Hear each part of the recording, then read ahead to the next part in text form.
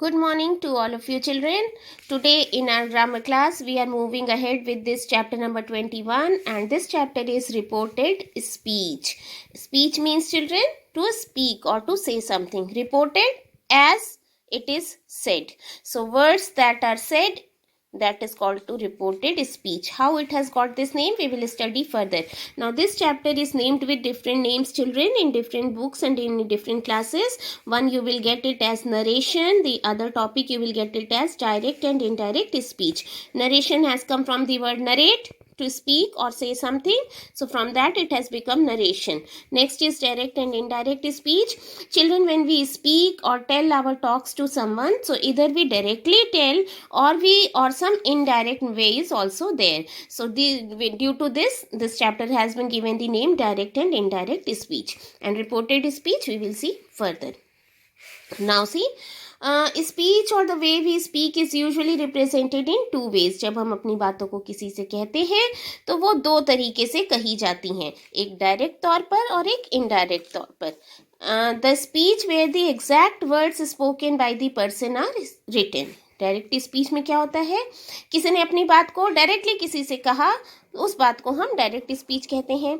Indirect speech, this is the speech where the words spoken by someone is reported and reproduced by someone else. इसमें क्या होता है, किसी की बातों को किसी तीसरे तक पहुंचाई जाती है या बताया जाता है, तब वो इनडायरेक्ट स्पीच होता है. कैसे? क्लास में क्लैपिंग हुई, आपको ज़्यादा नंबर मिले, आप बहुत खुश हुए. टीचर ने कहा please clap for him, he has got full marks. Clapping होती है, बहुत खुश. जब आप घर जाते हैं तो आप वही बात अपनी माँ को बताते हैं. Then how do you tell your mother, today teacher clapped for me because I got good marks. So the one which our teacher asked to clap, that was direct speech, and the one which you are reporting to your mother, that is the indirect speech. Now children, in direct and indirect speech there are few differences. That difference we will see, that how it is called direct and indirect. So let us come here.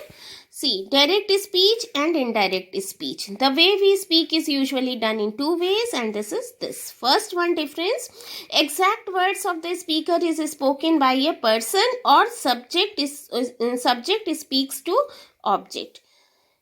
इसमें जैसा जिस व्यक्ति ने बोला है बिल्कुल उसी तरह से उसको कहा जाता है. यहाँ की सब्जेक्ट बोलने वाला सीधे ऑब्जेक्ट से बोलता है. Ram said to Shyam, he told to him, so he is subject, him is object. इस तरह से इसमें होता है. इनडायरेक्ट स्पीच में words spoken by someone is reported और स्पोकन बाय समवन एल्स. इसमें कोई और बताता है बातों को, then it is indirect speech. Next is has three parts, reporting verb, inverted comma, the reported speech. इसमें सेंटेंस में, डायरेक्ट स्पीच वाले सेंटेंस में तीन पार्ट होते हैं, रिपोर्टेड वर्ब, इन्वर्टेड कॉमा और reported speech.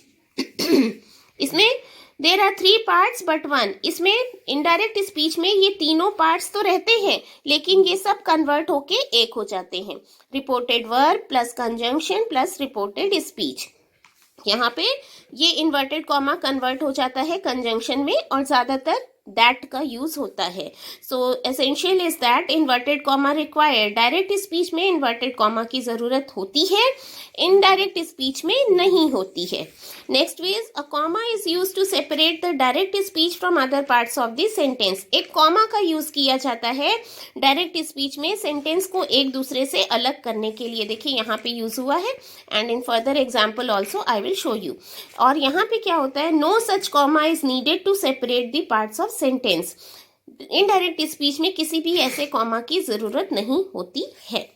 Fourth is direct speech with in the comma starts with capital letter. Direct speech में जब इन्वर्टेड कॉमा के बाद रिपोर्टेड स्पीच स्टार्ट होता है तो वहां पर हमेशा कैपिटल लेटर का यूज होता है, जबकि in indirect speech it becomes a part of whole sentence. जबकि इनडायरेक्ट स्पीच में ये पूरे सेंटेंस का एक पार्ट हो जाता है, इसलिए कैपिटल लेटर की जरूरत नहीं होती है.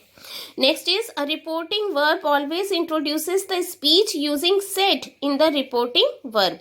जब reporting verb किसी subject को introduce करता है तो वहाँ पर said का use करता है. For example, I said Ram said to Shyam he told him, he said him in this way.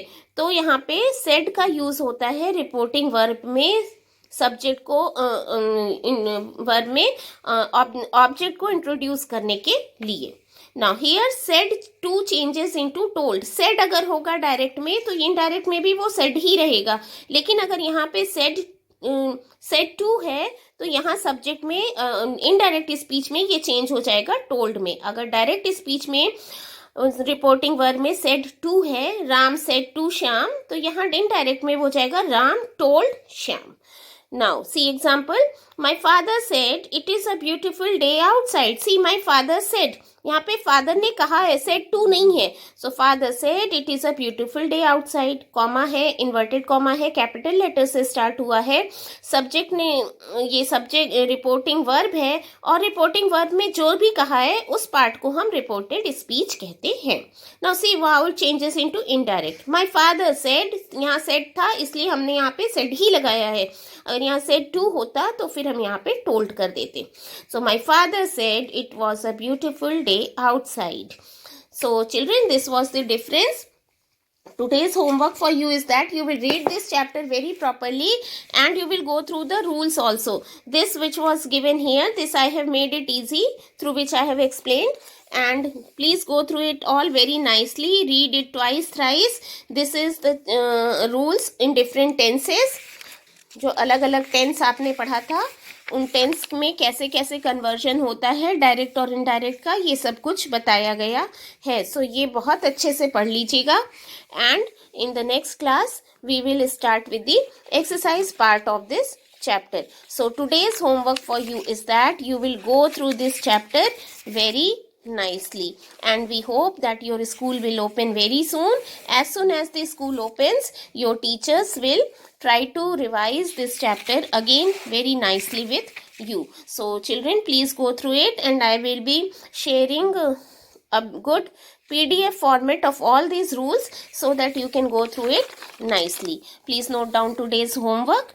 Read the rules given on page 99 to 102 in your book, grammar book, from page number 99 to 102. The rules of converting direct sentence into indirect sentence in different tenses is given. So please go through it very nicely. Complete exercise 1 in book with pencil. Try to solve this exercise in book with pencil. If you are able to do, it is good. If you are unable to do, then in the next class, I will be sharing this exercise and other exercises also with you. Till then, children, take care, stay blessed. Goodbye.